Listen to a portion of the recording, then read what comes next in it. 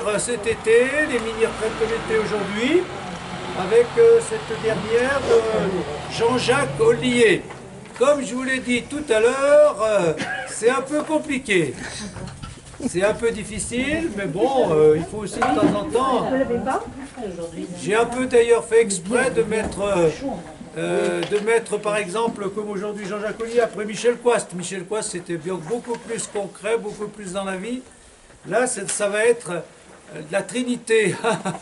Donc c'est sûr que voir Dieu dans notre vie, c'est déjà pas facile, mais entrer dans la Trinité, dans notre Dieu, Père, Fils et Saint-Esprit, ben, c'est un peu plus difficile. Alors, donc, il a vécu de 1608 à 1657. Il est le fondateur des Sulpiciens. Les Sulpiciens, ce sont surtout des formateurs de prêtres. Beaucoup de séminaires étaient donc animés par des prêtres sulpiciens, comme à Lyon, jusqu'à ces dernières années, jusqu'à une dizaine d'années en arrière. Voilà, alors, Jean-Jacques Ollier est né le 20 septembre 1608 à Paris, dans le quartier du Marais, où sa famille possédait un hôtel particulier. Bon, son père était noble et exerçait le métier d'avocat. Donc vous voyez que c'est une famille quand même un peu aisée. Hein. C'est pas une famille populaire, c'est une famille plutôt aisée. Très tôt, sa famille le destine à la carrière ecclésiastique. Parce que dans ces familles-là, chrétiennes, aisées, ben, il faut qu'il y ait un prêtre, hein, et il faut qu'il y ait un militaire aussi, d'après ce qu'on dit, quand ils sont nombreux. Donc c'est sur lui que le sort tomba, et c'est à lui qu'on propose la carrière ecclésiastique. Sa mère, alors quand c'est la maman qui a la vocation, c'est toujours un peu difficile, hein, et ça on le voit dans beaucoup de vocations, et ça pose des problèmes après pour le discernement. Sa mère rêvait pour lui de la charge d'aumônier du roi, rien que ça. Hein. Voilà. Et puis, s'il avait pu être aumônier du roi, ben, c'était la porte ouverte à la carrière épiscopale. Vous voyez, donc elle rêve d'une carrière. Vous voyez dans quel contexte il est élevé. Alors, enfant intelligent, Jean-Jacques avait quand même une grande fragilité, une tendance au narcissisme. Hein, une tendance au narcissisme, à se contempler lui-même, donc et à tourner autour de lui-même, à se faire le centre des choses, et il appellera ça sa superbe. Sa superbe. C'est pas un mot qu'on emploie aujourd'hui. Hein. On dirait quoi aujourd'hui? L'orgueil?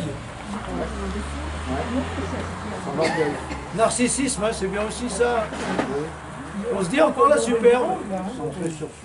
Et ça on l'a dit pourquoi? Parce que on peut s'arrêter là parce que ça va être le grand combat de sa vie et il va se convertir comme ça, mais pas facilement. Et donc c'est un des grands messages, c'est se délivrer, que chacun de nous se délivre de sa superbe. Alors toi tu dirais quoi toi, la superbe, Josiane? Ton micro. Qui se prend pour plus qu'il n'est. C'est ça. C'est un peu l'orgueil, c'est voilà. C'est un orgueil démesuré. On se prend pour voilà.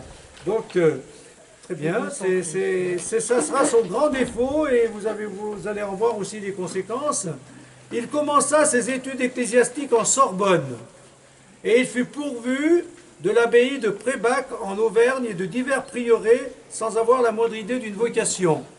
Hein, donc d'entrée, on leur donnait, même déjà pendant les études, je crois, et après quand ils étaient prêts, à plus forte raison, ben, ils avaient des, je ne sais pas comment on appelle ça, des bénéfices ou je ne sais pas quoi, enfin voilà. Donc ils héritaient de propriétés, de biens qui leur permettaient de vivre. Enfant, étudiant et ecclésiastique, il se montre assez mondain. Évidemment, ça va dans le sens de ce qu'il a été. Hein. Et, comment? C'est sa maman qui lui a poussé. Oui, mais la maman lui a donné toutes ces bonnes habitudes là. Et pas très préoccupé de correspondre intérieurement à la charge qu'il ambitionnait.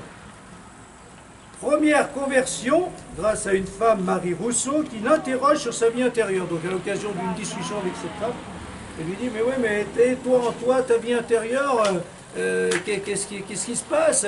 Et lui ne se posait même pas la question d'une vie intérieure. Hein, de Dieu, très bien, la carrière, etc.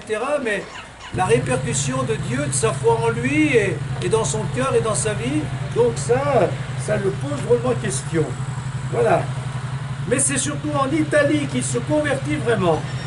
Donc vous voyez, il y a déjà le début, il y a un processus qui s'est déclenché à cette occasion, et ça va mûrir. Parti à Rome pour apprendre l'hébreu, il est victime d'une maladie des yeux.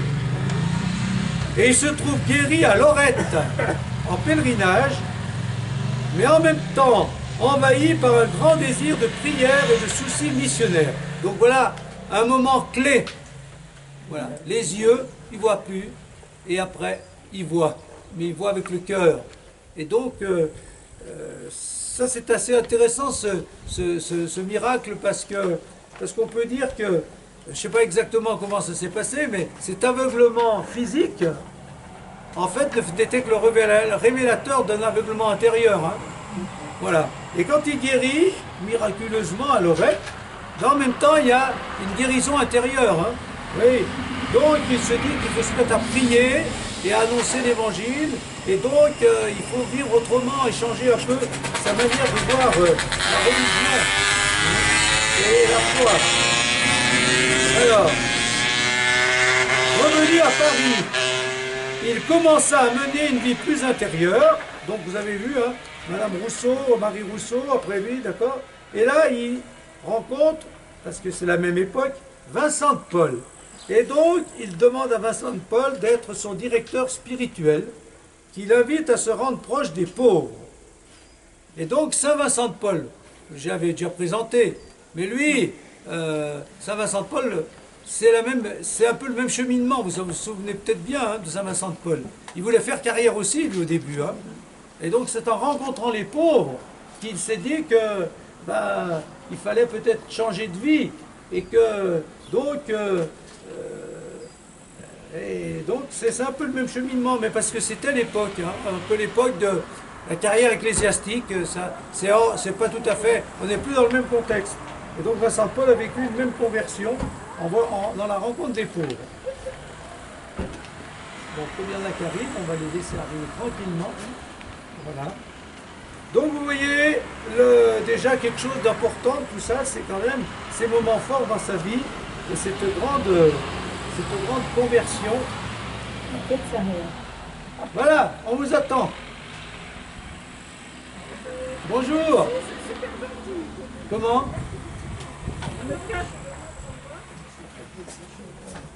On leur donner des feuilles. Oui, comment? Oui, bah c'est bien.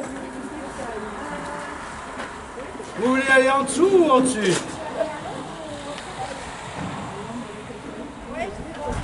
Allons en haut, c'est mieux. J'ouvre du cocotier et du bananier. Aujourd'hui, il faut une veste. Merci, Claire, de nous avoir attendu. Oh, on n'a pas attendu, alors. Parce qu'on ne sait à qui on doit attendre. Oui, non, n'empêche que c'est... Mais on prend à mesure... quand les gens arrivent. Hein. C'est Michel. Michel. Marie-Françoise.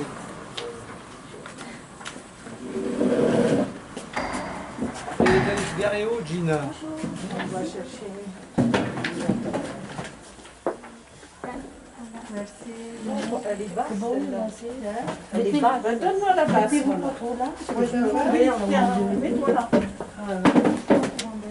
Sinon, je la prends moi, la basse. Non, moi, je la prends. Il y en a d'autres, Il y en a hein. d'autres, il y en a plein encore. Je fais ça, j'essaie de m'en Voilà. Elle vient là, elle arrive. Oui, elle est allée se garer, hein, Gina. Bah, tu allais se garer où? Je sais pas. Allons.